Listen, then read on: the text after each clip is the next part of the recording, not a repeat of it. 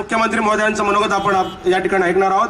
अचूक ज्ञान आणि अमोघ वाणी ही तर तुमची ख्याती, महाराष्ट्राच्या कडे कपारी तुमची दिगंत कीर्ती, जनहित तुमचा मार्ग एकला धोरण भविष्यवादी, पिढ्या उद्याच्या बलशाली होवो ही तर त्याची नांदी. तमाम रायगड वासियांच्या वतीनं शुभेच्छा देतो आज. आपुल्या कपाळी सदैव राहो महाराष्ट्राचा सरताज, महाराष्ट्राचा सरताज. सन्मान्य महाराष्ट्राचे कर्तबगार तडफदार मुख्यमंत्री आदरणीय नामदार देवेंद्रजी फडणवीस साहेब. भारत माता की भारत माता की वंदे वंदे.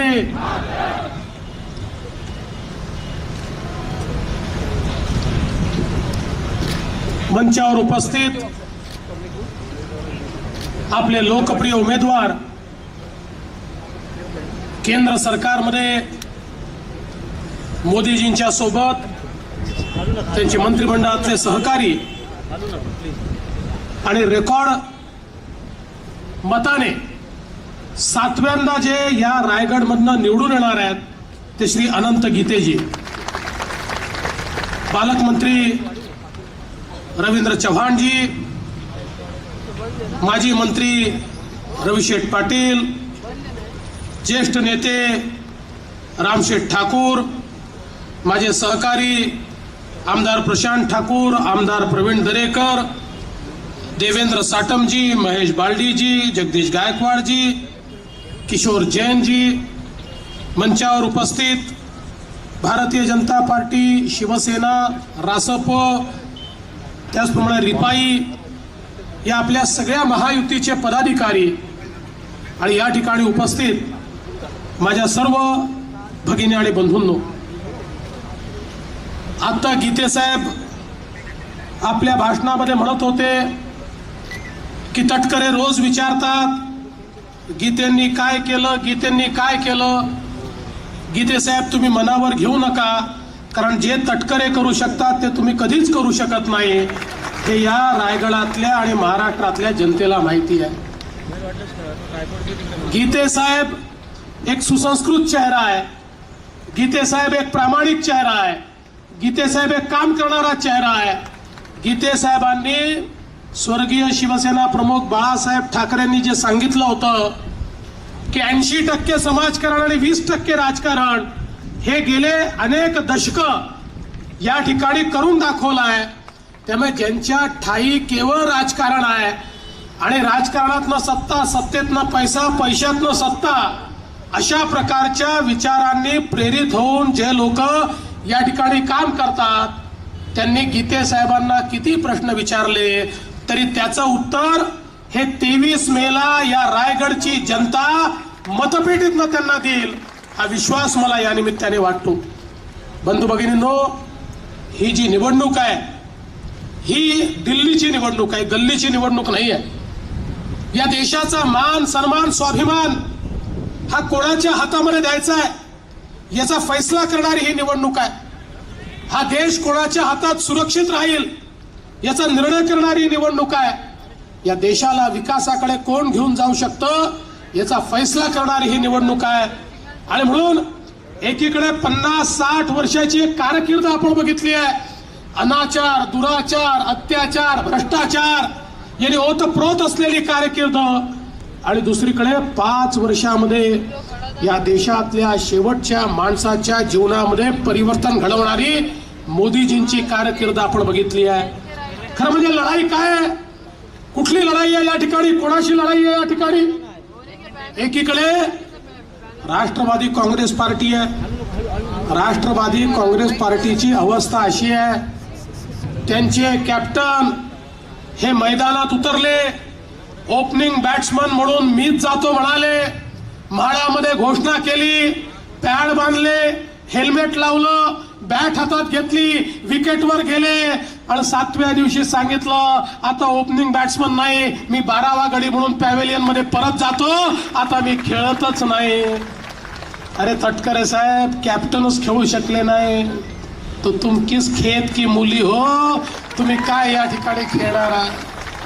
राष्ट्रवादी काँग्रेसची अवस्था इतकी विचित्र आहे. या ठिकाणी खऱ्या अर्थानं एक कन्फ्युज पक्ष की ज्या पक्षाचं ध्येय आणि धोरण एकच आहे, भ्रष्टाचार करायचा आणि त्यातनं सत्ता मिळवायची. पण आता तो जमाना गेला. आता राष्ट्रवादी काँग्रेसला या ठिकाणी कोणीही मतदान करणार नाही आहे. आणि यांच्यासोबत खरंच आहे, विनाशकाले विपरीत बुद्धी म्हटलंय. शेकाप यांच्यासोबत गेला. शेकाप हा पक्ष एकेकाळी शेतकरी कामगारांचा पक्ष होता. पण आता माझं मत असं आहे की शेकापनं आपलं नाव बदलावं आणि भाकाप करावं, म्हणजे भांडवलदार कारखानदार पक्ष. आता याचा न शेतकऱ्याशी संबंध राहिला न कामगाराशी संबंध राहिला. हा भांडवलदारी पक्ष झालाय. आता केवळ भांडवलदारांच्या पाठीशी उभा राहणारा पक्ष, अशा प्रकारची शेकापची अवस्था आहे. त्यामुळे हे दोघं कितीही एकत्रित आले तरी काहीही फरक पडणार नाही. आणि या ठिकाणी तीन तिगाडा काम बिगाडा यांच्यासोबत काँग्रेस, ते तर अजूनच विचित्र काम आहे. तुम्हाला माहिती आहे, राहुल गांधी हे काँग्रेसचे नेते, ही जी महाखिचडी तयार झाली आहे ना देशामध्ये, या महाखिचडीचे नेते, महाआघाडी म्हणतात ते, पण महाआघाडी वगैरे नाही आहे, ही महाखिचडी आहे. या महाखिचडीचे नेते राहुल गांधी यांची अवस्था तर त्याहीपेक्षा वाईट आहे. ते रोज नवीन नवीन स्टेटमेंट करतात. आता त्यांनी सांगितलं आम्ही गरिबी हटवू. आता माझा त्यांना नेहमीच सवाल आहे, राहुलजी तुमचे पणजोबा चांगला व्यक्ती होता, देशाचे पंतप्रधान झाले, गरिबी हटली नाही. तुमची आजी आली, गरिबी हटली नाही. तुमचे वडील आले, गरिबी हटली नाही. तुमची आई आली, गरिबी हटली नाही. आता तुम्ही काय खाऊन या ठिकाणी गरिबी हटवणार आहे? बंधू भगिनींनो, केवळ या ठिकाणी नारे द्यायचे, याच्या पलीकडे यांनी काही केलं नाही. म्हणाले आमची महाखिचडी निवडून आली तर आम्ही गरीबाला 72,000 रुपये देऊ. अरे कोणत्या गरीबाला देणार आहे, कुठलं देणार आहे, काही माहिती नाही. त्यांना विचारलं, म्हणाले तुम्ही म्हणता 72,000 रुपये देऊ, कुठलं देणार आहे? उत्तर देता आलं नाही. बाजूला चिदंबरम होते. चिदंबरम यांना विचारलं, म्हणाले हो तुम्ही अर्थमंत्री होता चिदंबरम, हे म्हणतात आमची महाखिचडी निवडून आल्यानंतर या ठिकाणी आम्ही 72,000 रुपये गरीबाला देऊ. सांगा कुठल्या गरीबाला देणार आहे, सांगा कसे देणार आहे? चिदंबरम म्हणाले हे काय, गेल्या 2-3 वर्षात देशाच्या तिजोरीत पैसा येतोय, पुढच्या 2-3 वर्षात अजून येणार आहे, तो आला की मी देऊन टाकू. तुमच्या बापाचाच माल आला की देऊन टाकू. अरे मोदींनी या ठिकाणी काळ्या पैशावर कारवाई करून देशाच्या तिजोरीत पैसा आणायचा आणि मग तुम्ही सांगायचं 2-3 वर्षात देऊन टाकू. अरे पैसा या ठिकाणी तिजोरीत आणणारे मोदी आहेत आणि गरीबाचा विचार करणारे मोदी आहेत. हा पैसा मोदीच गरीबाला देतील. तुम्हाला जेव्हा संधी दिली होती त्यावेळेस तुम्ही कोणाचं भलं केलं? आपल्या नेत्यांचं आणि चेल्या चपाट्यांचं भलं केलं. सामान्य माणसाचा विचार हा तुम्ही कधीच केला नाही. त्यामुळे आता तुम्हाला या ठिकाणी संधी मिळू शकत नाही. पण यांच्या घोषणा उधारीच्या घोषणा म्हणजे कसं, एखाद्या व्यक्तीला विचारलं बाबा रे तुला 1 लाखाचं कर्ज दिलं, हे कर्ज परत कसं करणार? तर म्हणाला सोपं आहे, कालच एक कोंबडी आणली आहे, माझ्या कोंबडीला 4 अंडी होतील, त्यातनं 4 कोंबड्या निघतील, मग त्यांना 16 अंडी होतील, त्यातनं 16 कोंबड्या निघतील, मग त्यांना 64 अंडी होतील, त्यातनं 64 कोंबड्या निघतील. अशा 640 कोंबड्या झाल्या की त्या विकून तुमचा पैसा परत करतो. हे काँग्रेस राष्ट्रवादीची आश्वासनं, अशी कोंबड्या विकण्याची, अंडी विकण्याची आश्वासनं आहे जी यांनी कधीच पूर्ण केली नाही आणि जीवनात कधीच पूर्ण करणार नाही. अशा प्रकारची भाषणं देतात.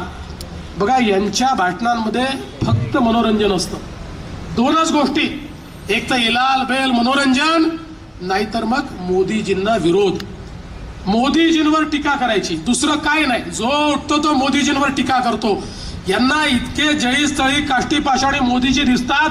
मला तर सांगितलं की हे जे नेते आहेत ना, हे अचानक रात्री दचकून उठतात, घामाघूम होतात आणि मोदी मोदी ओरडायला लागतात, कारण स्वप्नात यांना आता मोदी दिसून राहिलाय, अशी यांची अवस्था झाली आहे. यांची भाषणं म्हणजे इतकी मजेदार भाषणं आहे बंधू भगिनींनो, इतकी मजेदार भाषणं आहे. मी तर म्हटलं जसं टीव्हीवर सिरियल असतं, टीव्हीच्या सिरियलच्या आधी एक सूचना येते, या सिरियल मधले पात्र काल्पनिक आहे, यातलं कथानक काल्पनिक आहे, याच्यावर विश्वास ठेवू नका, विश्वास ठेवला तर आपल्या जबाबदारीवर विश्वास ठेवा, आम्ही केवळ मनोरंजनाकरता दाखवतो. तसंच यांच्या भाषणाच्या आधी काही दिवसांनी टीव्हीवाले लिहितील हे भाषण काल्पनिक आहे, याचा वास्तुस्थितीशी कुठलाही संबंध नाही आहे, याच्यावर विश्वास ठेवू नका, तुम्ही ठेवला तर तुमच्या भरोशावर ठेवा, आम्हाला जबाबदार मानू नका. आम्ही केवळ मनोरंजनाकरता यांची भाषणं दाखवतोय, अशा प्रकारची अवस्था या ठिकाणी काँग्रेस राष्ट्रवादी काँग्रेसची झाली आहे. बंधू भगिनींनो, या देशामध्ये गरिबीच्या विरुद्ध खरी लढाई जर कोणी लढलं असेल तर ते या देशाचे पंतप्रधान नरेंद्र मोदी आहेत. गेल्या 5 वर्षामध्ये आपण बघा, एक एक कार्यक्रम या ठिकाणी जो त्यांनी केला, मग जनधन सारखी योजना असेल की ज्या योजनेच्या अंतर्गत पहिल्यांदा 34 कोटी लोकांना बँकेचं खातं मिळालं. हे 34 कोटी कोण होते? जे बँकेच्या दारात गेले तर चपराशी देखील त्यांना एंट्री देत नव्हता, अशा 34 कोटी लोकांना बँकेचं खातं मिळालं. कोणीतरी म्हणाला खातं मिळाल्याने कोणी श्रीमंत होतं का? पण हे खातं याकरता त्यांना दिलं की ज्यावेळेस राजीव गांधीजी देशाचे पंतप्रधान होते त्यावेळेस राजीव गांधी असं म्हणायचे, मी दिल्लीहून 1 रुपया पाठवतो, शेवटच्या माणसाला केवळ 15 पैसे मिळतात, 85 पैसे भ्रष्टाचार, दलाल आणि व्यवस्था खाऊन टाकते. मोदीजींनी सांगितलं, न खाऊंगा न खाणे दूंगा, 1 रुपया दिल्लीहून पाठवेल तर बंदा 1 रुपया शेवटच्या माणसाच्या खात्यामध्ये गेल्याशिवाय राहणार नाही. आणि बघा, 5 वर्षामध्ये जनधनच्या माध्यमातनं सामान्य माणसाच्या खात्यामध्ये विविध योजनांच्या माध्यमातनं 80,000 कोटी रुपये मोदीजींनी टाकले. मध्यस्थ नाही, दलाल नाही.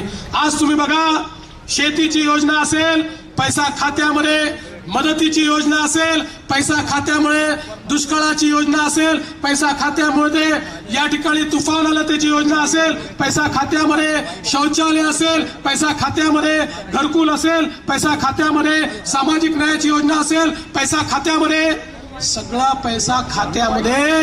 आता कोणी या ठिकाणी तहसीलदार नाही, तलाठी नाही, आबू नाही, बाबू नाही, टाबू नाही, कोणी दलाल नाही, कोणी मध्यस्थ नाही, थेट सगळा पैसा हा सामान्य माणसाच्या खात्यामध्ये.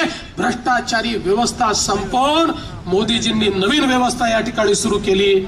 आज बघा, स्वच्छ भारत अभियानाच्या माध्यमातून या ठिकाणी या देशामध्ये मोदीजी जेव्हा देशाचे पंतप्रधान झाले त्यावेळी या देशामध्ये केवळ 45% लोकांकडे शौचालय होतं, 55% कुटुंबांकडे शौचालय नव्हतं.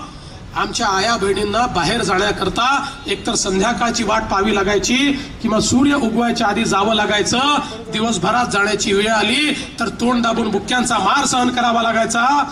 मोदीजींनी केवळ 5 वर्षामध्ये 45%वरून आज 98% घरांमध्ये शौचालय त्या ठिकाणी बांधलं.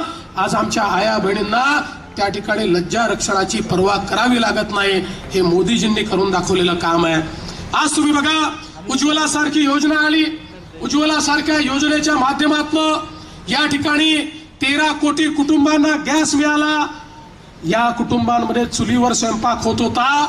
मोदीजी म्हणाले, ज्यावेळेस एक आमची माय माऊली चुलीवर स्वयंपाक करते, दर दिवशी तिच्या शरीरात इतका धूर जातो. एखादा व्यक्ती जर 300 बिड्या पिला तर त्याच्या शरीरात जेवढा धूर जातो तेवढाच धूर आमच्या माय माऊलीच्या शरीरामध्ये रोज जातो. ती रोज थोडी थोडी मरते, ती रोगराईनं ग्रसित होते. आणि म्हणून या माय माऊलीला धुरापासून मुक्ती देण्याकरता 13 कोटी घरांमध्ये या ठिकाणी खऱ्या अर्थानं उज्ज्वलाचा गॅस देण्याचं काम मोदीजींनी केलं. आज आपण बघितलं, प्रधानमंत्री आवास योजनेतनं कोट्यावधी लोकांना घर मिळाले. आज या ठिकाणी आपल्या महाराष्ट्रामध्ये 10 लाख घराची निर्मिती आपण करतोय. 5 लाख घरं पूर्ण केलेत. शहरात 5 लाख घरं अजून आपण बांधतोय. ज्याचा जो प्लॉट नाही त्याला प्लॉट खरेदी करून देतोय. ज्याचं अतिक्रमण असेल ते नियमित करून देतोय. शहरातली झोपडपट्टी असेल मालकी हक्काचा पट्टा देतोय. कच्चं घर असेल बांधण्याकरता 2 लाख रुपये देतोय.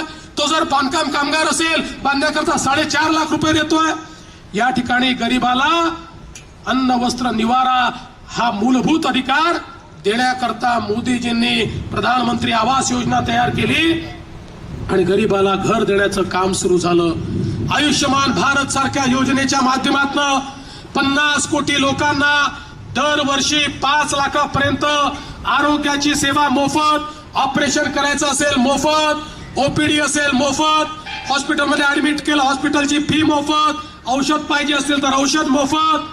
केवळ 2 महिन्यामध्ये 20 लाख लोकांचे ऑपरेशन मोफत या ठिकाणी आयुष्यमान भारत योजनेच्या माध्यमातून झाले आणि गरीबाला आधार त्या ठिकाणी मिळाला. आज आमचा जो छोटं काम करणारा हात ठेलेवाला आहे, आमचा गवंडी आहे, घरकाम करणारी बाई आहे, यांना श्रमेव जयते योजनेच्या माध्यमातून 60व्या वर्षानंतर 3000 रुपयाचा पेन्शन देण्याचा निर्णय मोदीजींनी घेतला. आमच्या शेतकऱ्यांना मोठ्या प्रमाणात मदत करण्याचा निर्णय मोदीजींनी घेतला. शेतकऱ्यांना आज कुठल्याही जगाच्या देशामध्ये पेन्शन नाही, पण मोदीजींनी सांगितलं आपलं सरकार निवडून आल्यानंतर शेतकऱ्यांना देखील पेन्शन देण्यात येईल. जगाच्या पाठीवर शेतकऱ्यांना पेन्शन देणारा पहिला देश आपला भारत देश आहे. आज आपण बघितलं मोदीजींच्या नेतृत्वात विकासाची कामं बघा, रस्ते बघा.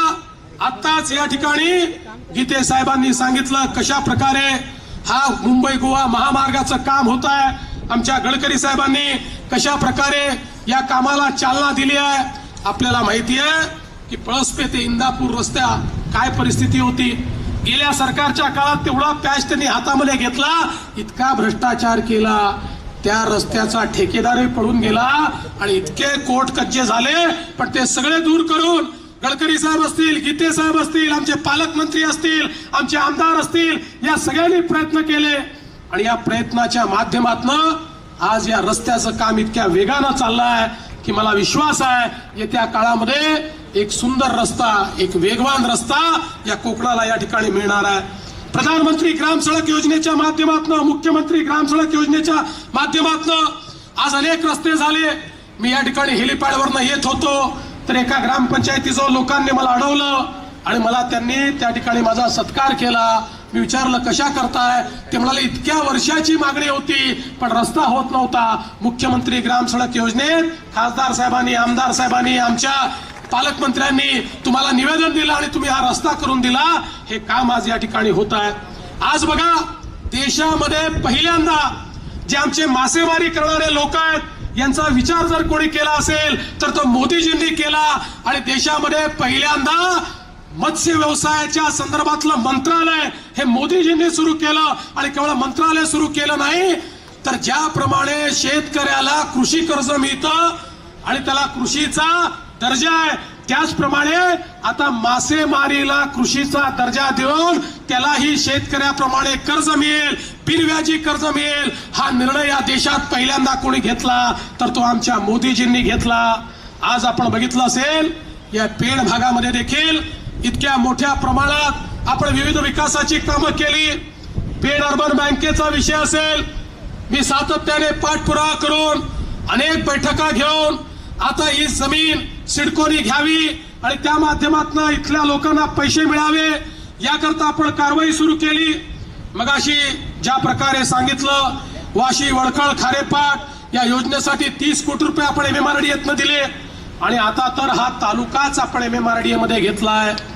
रवी शेठ, तुम्ही म्हणालात 100 कोटी आणि कशाला काळजी करता. आता 10,000 कोटी रुपयाचं MMRDAचं बजेट हे तुमच्या पाठीशी या ठिकाणी आम्ही उभं केलं आहे. तुम्ही बघा या MMRDAला कधीही सवय नव्हती गावांमध्ये, तालुक्यांमध्ये पैसे खर्च करण्याची. मी MMRDAचा प्रमुख झालो, मी सांगितलं ही काय बँक आहे का, तुम्ही बँकेमध्ये पैसे डिपॉझिट करून ठेवता, लोकांच्या कामा करताय पैसे द्या. आणि शेकडो कोटी रुपये या ठिकाणी MMRDAच्या माध्यमातून दिले. आज आपण बघा पिण्याच्या पाण्याच्या योजनेला MMRDA कधीही पैसा देत नव्हती. या पेनच्या योजनेला ज्याचा गीते साहेबांनी उल्लेख केला या ठिकाणी आपण MMRDAतनं पैसा दिला. त्यामुळे पैशाचा आता चिंता नाहीये. विकासाची जी कामं आहेत ती कामं निश्चितपणे या ठिकाणी आपण करणार आहोत. आणि यासोबत हे देखील खरं आहे की बांध बंदिस्तीमुळे जे काही आमच्या शेतीचं नुकसान त्या ठिकाणी होत होतं त्याही संदर्भात आपण निर्णय घेतले. एकीकडे बांध बंदिस्ती ठीक करण्याचा निर्णय घेतला आणि दुसरीकडे झालेलं जे नुकसान आहे ते नुकसान नैसर्गिक आपत्ती समजून शेतकऱ्यांना देण्याच्या संदर्भातला निर्णय आपण घेतला. मगाशी आपल्या पालकमंत्र्यांनी सांगितलं आमच्या भात शेती करणाऱ्यांना एकीकडे MSP तर वाढवलीच, पण देशामध्ये महाराष्ट्र एकमेव राज्य असं आहे की ज्या राज्यांनी सांगितलं जेवढी भाताची खरेदी आम्ही करू 500 रुपयाचा बोनस आम्ही त्याच्यावर देऊ. आणि आज हा 500 रुपयाचा बोनस देण्याची सुरुवात या महाराष्ट्रामध्ये आपण केली. तुम्ही या ठिकाणी रवींद्र चव्हाणजी, आमच्या हाताला काम मिळालं पाहिजे, पलायन थांबलं पाहिजे, हा विचार या ठिकाणी मांडला. खरं म्हणजे आमच्या प्रशांत ठाकूरांनी सिडकोचं चेअरमन झाल्यानंतर एक अत्यंत महत्वपूर्ण निर्णय घेतला आणि सिडकोच्या माध्यमातून पहिली इंडस्ट्रियल टाउनशिप ही याच मतदारसंघामध्ये करण्याचा निर्णय त्यांनी घेतला. मी तुम्हाला विश्वासानं सांगतो, 50,000 नाही 1,00,000 तरुणांच्या हाताला या इंडस्ट्रियल टाउनशिपच्या माध्यमातून या ठिकाणी काम मिळेल. हा रायगड जिल्हा आम्ही बदलतोय. विमानतळ असेल, रस्त्याचं जाळं असेल, आज ज्या प्रकारे आम्ही वॉटर ट्रान्सपोर्ट सुरू करतोय, गीते साहेबांनी सांगितलं रेल्वेचे मार्ग सुरू करतोय. येत्या काळामध्ये मुंबईची कनेक्टिव्हिटी अशा प्रकारे या ठिकाणी वाढणार आहे, जसा एखादा व्यक्ती बांद्र्याला राहणारा हा साऊथ मुंबईत पोहोचतो, तशाच प्रकारे या ठिकाणी रायगडमध्ये पेडमध्ये राहणारा व्यक्ती देखील सहज मुंबईला पोहोचू शकेल. ही व्यवस्था रस्ते, रेल्वे आणि वॉटरवे या मार्गातून आपण करतोय आणि इथलं सगळं चित्र हे या ठिकाणी बदलण्याचं काम आपल्या माध्यमातून होत आहे. बंधू भगिनींनो, ही जी निवडणूक आहे ना, ही विकासाची निवडणूक आहे. ही निवडणूक गरीबाला मदत करण्याची निवडणूक आहे, पण त्यासोबत ही निवडणूक राष्ट्रीय अस्मितेची निवडणूक देखील आहे. या देशामध्ये या देशाचं मान सन्मान मोठा झाला पाहिजे. हा देश सुरक्षित राहायला पाहिजे, आतंकवादापासून मुक्त राहायला पाहिजे. मोदीजींनी या देशाला जर काही देणगी दिली असेल, कुठल्या जातीचा आहे, कुठल्या धर्माचा आहे, कुठल्या भाषेचा आहे, हे मोदीजींनी विचारलं नाही. एकसंघ भारताची निर्मिती मोदीजींनी केली, पण त्यासोबत या भारतामध्ये आज पाकिस्तानी अतिरेकी या ठिकाणी घुसण्याचा प्रयत्न करतात. त्याला देखील खंबीरपणे तोंड देण्याचं काम हे मोदीजीच्या माध्यमातून झालं आहे. मी तुम्हाला आठवण करून देतो, 2008 साली मुंबईमध्ये पाकिस्तानी अतिरेकी शिरले. या पाकिस्तानी आतंकवाद्यांनी मुंबईमध्ये बॉम्बस्फोट केले, गोळीबार केला, किड्या मुंग्यासारखे आमचे लोक मारून टाकले. काय केलं तेव्हाच्या राष्ट्रवादी काँग्रेसच्या सरकारनं? देशातही तेच होते, मुंबईतही तेच होते, महाराष्ट्रातही तेच होते. केवळ आणि केवळ पाकिस्तानचा निषेध केला, मग तीव्र शब्दात निषेध केला. मग युनायटेड नेशन मध्ये जाऊन भाषण केलं, म्हणाले बघा बघा तो पाकिस्तान आमच्या बाजूचा देश, आमच्या देशात येतो, बॉम्बस्फोट करतो, तुम्ही जरा त्याला रागवा. म्हणजे एखाद्या गल्लीमध्ये बंडूनी खंडूला मारायचं आणि खंडूनी बापाकडे जायचं आणि म्हणायचं बापू बापू बंडू मला मारतो, तुम्ही येऊन त्या बंडूला रागवा. अरे 125 कोटीचा देश, या देशाच्या प्रधानमंत्र्यामध्ये ही हिंमत नव्हती की उभा राहिले आणि सांगेल खबरदार पाकिस्तान, जर माझ्या देशामध्ये बॉम्बस्फोट केला तर तुझ्या देशामध्ये घुसून तुला मारीन, हे सांगण्याची हिंमत देखील या देशामध्ये नव्हती. पण बंधू भगिनींनो, परिस्थिती बदलली. 2016 साली उरीमध्ये त्या ठिकाणी पाकिस्तानी आतंकवाद्यांनी घुसून आमच्या जवानांना शहीद केलं. आमचे जवान शहीद झाले. मोदीजींनी सेनेला सांगितलं, अरे आमच्या जवानाच्या रक्ताचा मोल काय आहे हे यांना कळलं पाहिजे. हा जुना भारत नाही आहे, यांना समजलं पाहिजे. हा घुसून उत्तर देणारा भारत आहे हे या पाकड्यांना समजलं पाहिजे. आणि भारताच्या जाबाज सेनेनं पाकिस्तानमध्ये जाऊन सर्जिकल स्ट्राईक केला आणि त्या ठिकाणी आतंकवाद्यांचे अड्डे मोडून काढले, आतंकवादी मारून टाकले. आमची सेना परत आली, आमच्या एका सैनिकाला खरचटलं देखील नाही. त्या दिवशी जगाला लक्षात आलं की जगाच्या पाठीवर आता एक नवीन भारत उभा झाला आहे.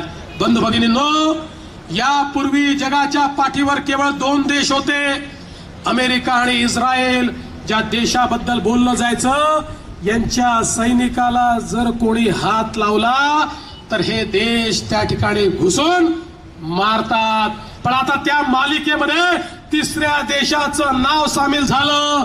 तो देश म्हणजे माझा भारत, माझा हिंदुस्थान, हा आता त्या मालिकेमध्ये सामील झालाय. बंधू भगिनींनो, एकीकडे आमचं सैन्य शौर्य दाखवतं, पण हा पाकिस्तान सारखा देश कुत्र्याच्या शेपटी सारखा, ही कुत्र्याची वाकडी शेपटी, वाकडी ती वाकडीच. यांनी पुलवामामध्ये पुन्हा आक्रमित केलं. पुलवामामध्ये शिरून त्या ठिकाणी आमच्या 40 CRPFच्या जवानांना शहीद केलं. मोदीजींनी सैन्याला सांगितलं, आता पुरे झालं, आता सहन करायचं नाही, आता चर्चा करायची नाही, तुम्हाला पूर्ण अधिकार देतो. कोणत्या दिवशी जायचंय, कसं जायचंय, किती वाजता जायचंय तुम्ही ठरवा. पण या ठिकाणी बदला घ्या. या भारताची सेना ही जाबाज सेना आहे. ही सेना थकत नाही, ही झुकत नाही, ही रुकत नाही, ही विकत नाही. या जाबाज सेनेनं रात्री 3:30 वाजता बालाकोट मध्ये हवाई हमला केला आणि पाकिस्तानी आतंकवाद्यांना उद्ध्वस्त करून टाकलं. बंधू भगिनींनो, ज्यावेळी आमच्या लष्कर प्रमुखानं सांगितलं होय आम्ही बालाकोट मध्ये या ठिकाणी पाकिस्तानी आतंकवाद्यांना संपवून टाकलाय, अमेरिकेने मान्य केलं, रशियाने मान्य केलं, चीनने मान्य केलं. पण जगाच्या पाठीवर 2च लोक असे होते जे मान्य करायला तयार नव्हते, जे म्हणत होते पुरावा काय आहे, पुरावा काय आहे. एक होता पाकिस्तान, त्याचं साहजिक होतं, त्याच्याकरता उघड जागेचं दुखणं होतं, सहनही होत नाही, सांगताही येत नाही, अशी पाकिस्तानची अवस्था होती.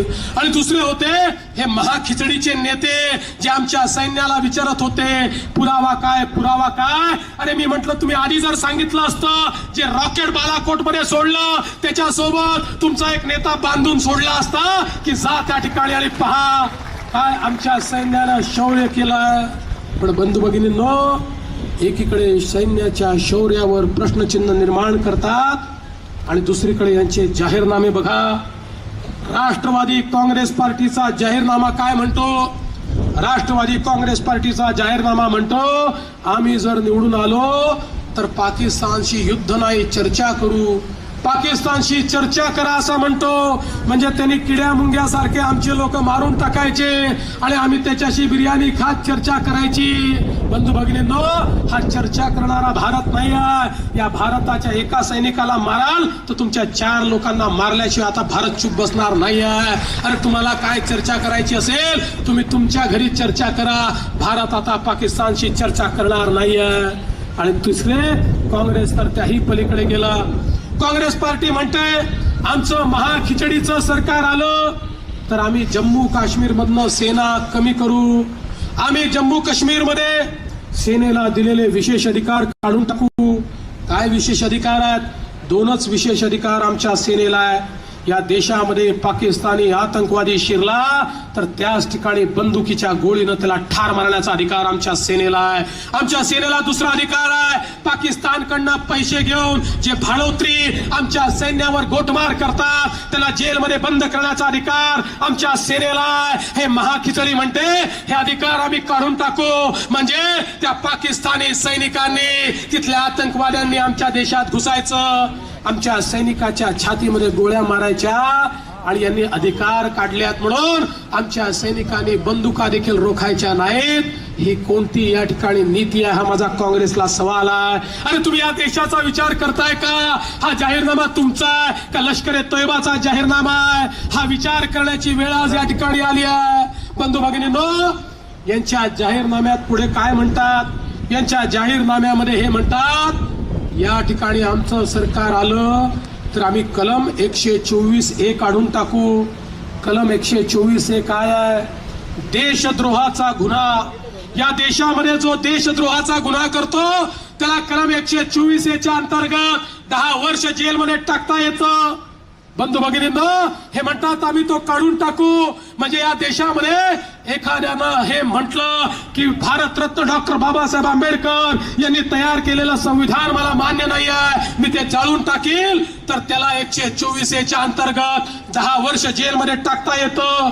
एखाद्याने म्हटलं भारताचा तिरंगा झेंडा मला मान्य नाही आहे, 124A अंतर्गत त्याला जेलमध्ये टाकता येतं. आतंकवादी, नक्षलवादी, माओवादी यांच्यावर 124A लागतो. आणि ही काँग्रेस पार्टी म्हणते 124A आम्ही काढून टाकू. बंधू भगिनींनो, या देशामध्ये देशद्रोह जर गुन्हा असणार नाही तर नेमका गुन्हा काय असणार आहे हा माझा सवाल आहे. अरे त्या दिल्लीच्या विद्यापीठामध्ये काही नादान लोक नारे लावतात, भारत तेरे तुकडे होगे 50, पाकिस्तान जिंदाबाद. पोलीस त्यांच्यावर 124A लावतं, त्यांना जेलमध्ये टाकतं. तर या महाखिचडीला इतकं दुःख होतं की ते म्हणतात आता याच्या पुढे 124A काढून टाकू. बंधू भगिनींनो, माझा तुम्हाला सवाल आहे, या देशामध्ये जर देशद्रोह्यांचा सत्कार होणार असेल आणि देशभक्तांना गोळ्या खायच्या असतील तर माझा सवाल आहे, कशा करता काँग्रेस, राष्ट्रवादी काँग्रेसला आम्ही मतदान करायचं? बंधू भगिनींनो, ज्यावेळी गीते साहेबांच्या धनुष्यबाणाची बटन तुम्ही दाबाल, गीते साहेबांना तर मत मिळेल, पण हा धनुष्यबाण सरळ मोदीजींच्या हातात जाणार आहे आणि या धनुष्यबाणाने मोदीजी असा बाण चालवतील, हे जेवढे देशविरोधी ताकदी आहेत, देशविरोधी शक्ती आहेत, यांचा नायनाट हा बाण केल्याशिवाय राहणार नाही. आणि म्हणून तुम्हाला विनंती आहे, येत्या 23 तारखेला इतक्या जोरानं या ठिकाणी बटन दाबा की एकीकडे आपल्या विरोधकांना झटका मिळेल आणि या ठिकाणी प्रचंड मताने आमचे गीते साहेब निवडून येतील. बंधू भगिनींनो, खरं म्हणजे अवस्था अशी आहे, आता राष्ट्रवादी काँग्रेस जवळ माणसं देखील उरले नाही, बोलणारे वक्ते देखील उरले नाही. आमच्या विरुद्ध यांची वेळ काय आली बघा. एक जमाना असा होता, लोक सायकल किरायाने घ्यायचे, लोक मोटरसायकल किरायाने घ्यायचे, लोक मोटर गाडी किरायाने घ्यायचे. आता शरद पवार साहेबांनी रेल्वे इंजिन किरायाने घेतला आणि ते रेल्वे इंजिन इकडे तिकडे जाऊन बोलतात. पण एक गोष्ट तुम्हाला सांगतो, हे बंद पडलेलं रेल्वे इंजिन आहे, हे बंद पडलेलं रेल्वे इंजिन राष्ट्रवादीने कुठेही नेलं तरी त्यांची गाडी पुढे जाऊ शकत नाही. आता या ठिकाणी केवळ शिवसेना, भाजप, महायुतीच निवडून येणार आहे आणि म्हणून आपण जोरदार मतदान करा, एवढीच आपल्याला विनंती करतो आणि माझं बोलणं संपवतो. जय हिंद, जय महाराष्ट्र. धन्यवाद आदरणीय मुख्यमंत्री महोदय.